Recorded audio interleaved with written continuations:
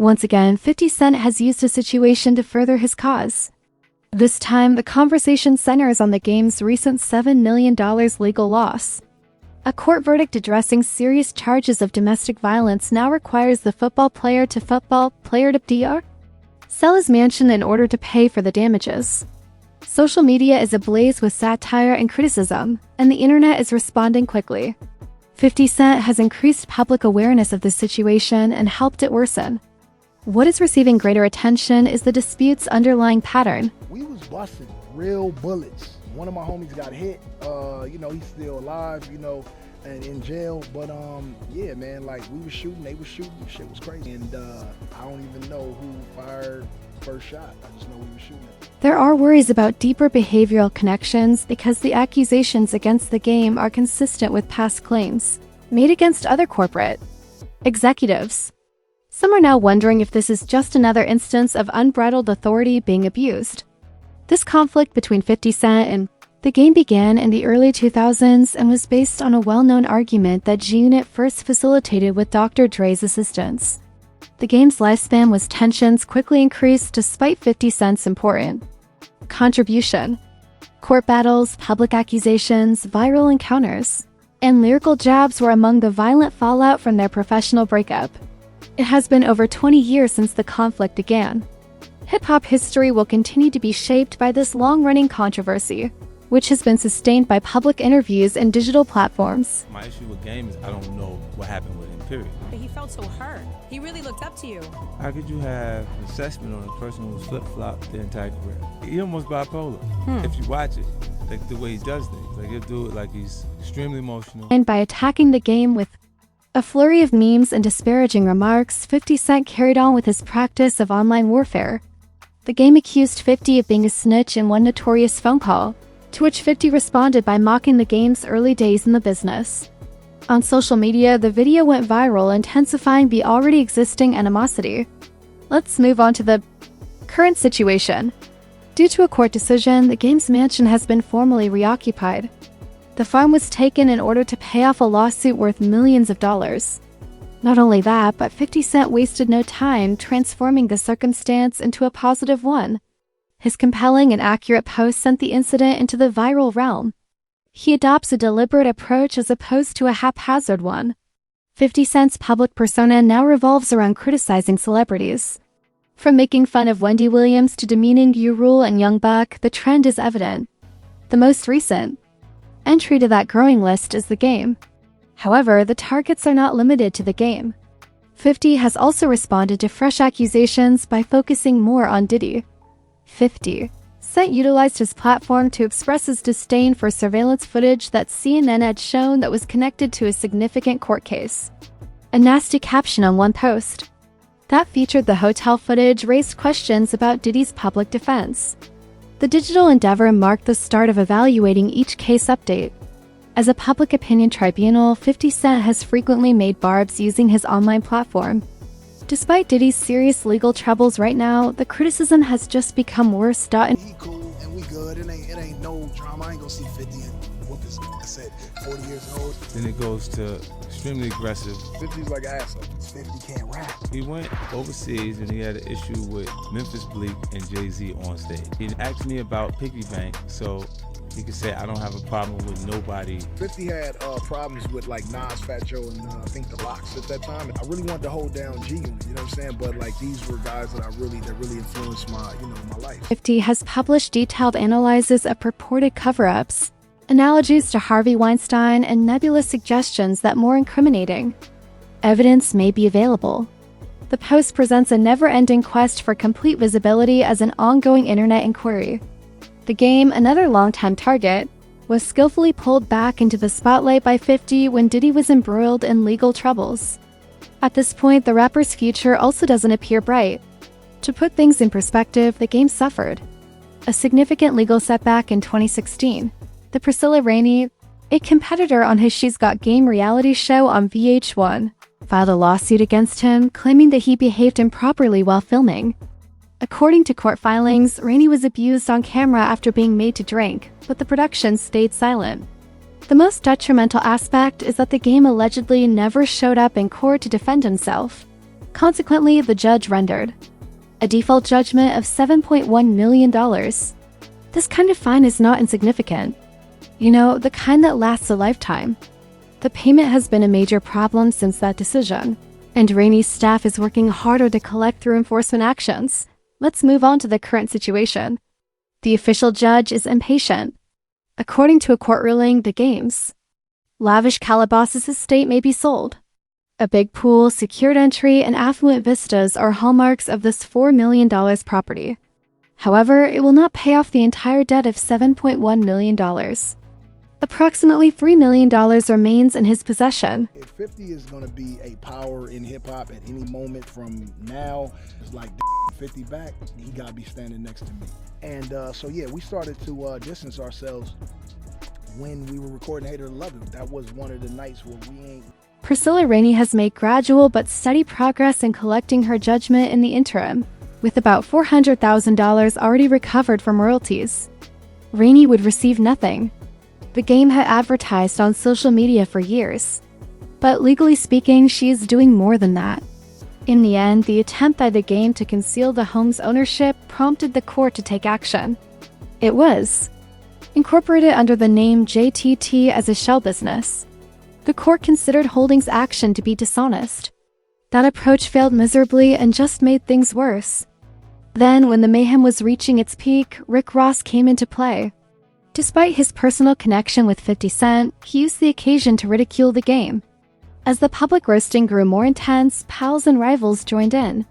This defeat was not solely due to the legislation.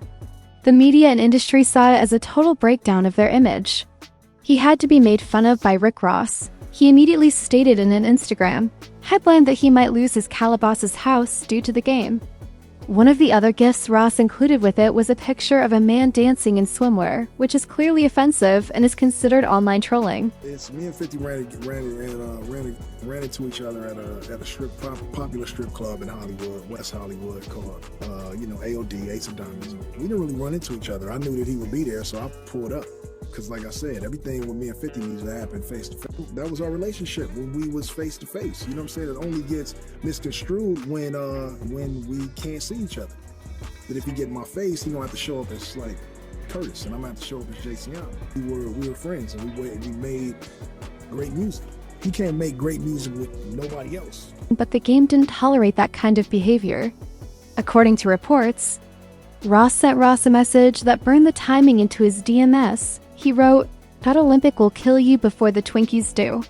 Even if I lost my house, which I didn't, you're still a fat ninja." 304 Ninja. It was a vicious reaction that specifically targeted Ross's weight, health. After Ross was accused of having his account suspended, Game posted on Instagram stories saying, "The officer got my account put in jail for a day." Are you all fans of these oddballs? That officer line made direct reference to Ross's previous job as a prison officer, which shade aficionados quickly deduced. He then added cryptic insults for good measure, but then things went out of control again. "He is a dummy for not showing up for the court date," said one widely shared comment on the internet. She was given the decision without contesting it. How can $7 million be lost? This isn't just small-scale drama anymore. It's a full-fledged ego struggle on all the screens. The first thing that happened, he went overseas.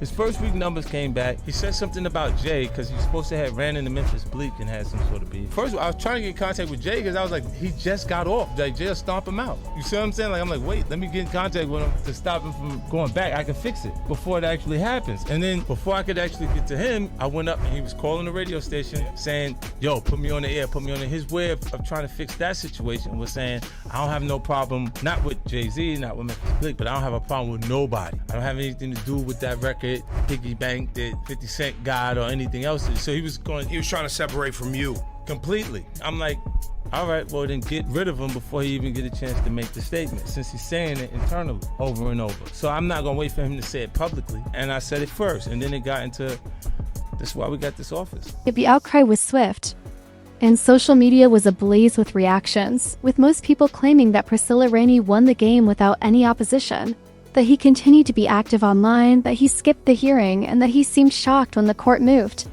to collect. However, social media took a darker turn, and instead of holding the game accountable, some users started to rewrite the story to place the blame on the victim. One particularly alarming comment even questioned Rainey's appearance, implying that she looked like a 304. Thankfully, a lot of people intervened to stop this and draw attention to the real issue, which was a court ruling in response to serious accusations that weren't even contested in court. The public's response has been divided as the consequences have unfolded, creating a chaotic, unsettling dynamic as some blame the woman while others openly condemn the game. Now, things are getting much worse and people are starting to sketch. When legal accountability and public opinion clashed, a serious court case turned into a full-fledged internet circus, exposing how nasty things can get when facts and social criticism mix. And the chaos didn't stop there. Discussions went from the lawsuit to the format of VH1 shows, with some arguing that the show may have contributed to the poisonous atmosphere, while others falsely justified the game by claiming Rainey was the one who started the incident. This was a classic case of misogynistic victim blaming. Although there is no similar video in the game lawsuit, the court documents paint a complete, disturbing picture that is gaining fresh attention. Women have long rumored that the game was violent or created dangerous situations. Once limited to blog posts and unrecognized interviews, these rumors are now being resurrected. It is hard to overlook the parallels between the game's legal troubles and the disturbing charges against Diddy, in which inappropriate behavior, drinking, and manipulation are alleged, often while the cameras were filming and no one stopped. Diddy and the game believe they are being unfairly singled out. That persecution story is starting to sound familiar, but due to documented court rulings and growing public outcry, it is about power, habits, and a culture that is ultimately forced to examine itself. Both Diddy and the game are now claiming that they are the targets of coordinated takedowns, and they both maintain that the accusations are false. But public opinion is quickly changing due to court records, open litigation, and the release of actual footage. These are no longer theories or whispers. There is proof, and people are wanting answers and accountability. The game was seen at Diddy's notorious mansion parties, which were frequently shrouded in secrecy and silence. Stories never left the premises, NDAs were signed, phones were seized, and federal investigations are currently looking into the same parties. Did's team alleges Cassie and others are seeking settlements, but the similarities between the two cases are too strong to ignore in light of the mounting allegations, court rulings, and supporting evidence. Of course, people are starting to wonder what the game might have done in those years, what he saw if he was in those rooms during those events, and how strong that connection is. The past affiliations and overlapping charges are starting to blend together, and it's getting harder for critics and fans to deny the possibility that these are isolated incidents, but rather part of a larger pattern. Some have begun to speculate that the game might have absorbed some of the tendencies he displayed during his affiliation with Diddy in the early 2000s, simply by being surrounded by the intensity those private environments fostered. To be fair, there are a number of eye-opening moments in the game's past that are now seen in a different light. The game has long been known for its wild storytelling, but in the current environment, those tales are being examined more closely. The game casually revealed that he had sex with Black China in the conversation, dismissing the accusation as if it were nothing. However, after the video went viral online, viewers began closely analyzing the entire episode, with many commenting on the strange tone, the awkward conversations, and the highly unusual environment of the interview. Supporters criticized the exchange for its presentation, and the revelation faced harsher criticism. Then, after glaring at Tony, Tokyo said, "I heard you messed with my daughter." The conversation continued, and she immediately replied, "Me, too," implying that she would like a turn herself. The game did not flinch, instead saying, "I'll take one for the team." In addition to what was said, the casual handling of the clip sent social media into a frenzy, further escalating concerns about the game's public image at a time when the behavior of celebrities is being scrutinized more closely. The result was 3 years of probation and 26 required anger management classes. This anger has been a persistent problem, and if we go back to 2007, we find another incident with a weapon charge attached. He allegedly pulled out a gun during a basketball game and threatened someone with it. It is not only a draw, but it is also a clear sign of carelessness to carry a pistol on a basketball court. His prior legal history contradicts the game's assertion that he is being misunderstood or singled out.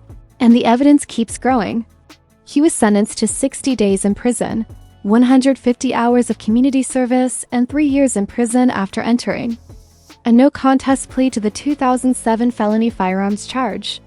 Probation no longer appears to be a period of bad luck, but rather a pattern of unchecked animosity and instability. It depicts a person who finds it difficult to maintain control when it matters most. And it's none other than Curtis 50 Cent Jackson, who is watching this drama unfold in real time with a knowing smile, reposting viral memes, making incisive comments, and letting the world know that he's been waiting for this moment all along, is leaning into the mayhem with his distinctive style. The story goes beyond the most recent controversies surrounding the game. In the court of public opinion, a long past is finally being caught up to. Let's call it what it is, even though the 50 Plays commentator is calm and collected from the sidelines. 50 Cent isn't just amusing himself to gain influence. He's been reprimanding these same individuals for years. Zillow lists the game's mansion. Diddy's empire is collapsing one by one, and 50 has posted about it all without any concern, holding popcorn in one hand and a tiny smile in the other.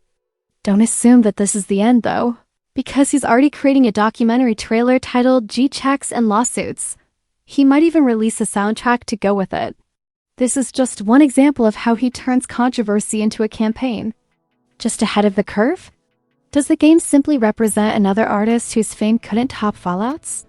Or does he fit into a larger, darker trend in hip-hop that is finally coming to a head? The spotlight is only getting brighter as more secrets are coming to light, lawsuits are piling up, and footage is everywhere. Who will be the next big question? Please share your thoughts in the comments section. Icons are falling apart, or is something much more destructive about to happen? Remember to hit the bell, subscribe, and like button to ensure you don't miss a beat. Thank you for viewing. Get the next one. Thanks for watching.